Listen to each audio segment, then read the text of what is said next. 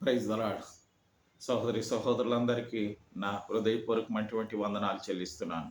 ఈ సమయంలో మత్తయి సువార్త 7వ అధ్యాయము 24వ వచనంలో మనం చదువుకుందాం. కాబట్టి ఈయన మాటలు విని వాటి చొప్పున చేయి ప్రతివాడు బండ మీద తన ఇల్లు కట్టుకొని నా బుద్ధిమంతుని పోలియుండును.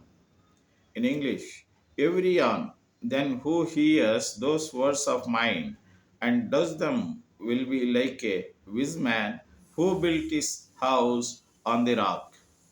ప్రేమైనటువంటి సహోదరి సహోదరులు, ఎవరైతే దేవుని మాటలు విని వాటి చొప్పున చేయి ప్రతి వారు బండ మీద ఇల్లు కట్టుకొని వారితో ఆ బుద్ధిమంతుని పోలియుండునని దేవుని వాక్యం సెలవిస్తుంది.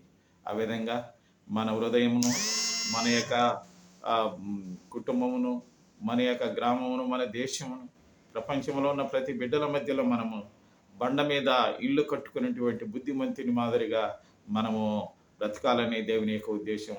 దేవుడు మనల్ని దీవించి ఆశీర్వదించును గాక. ఆమేన్.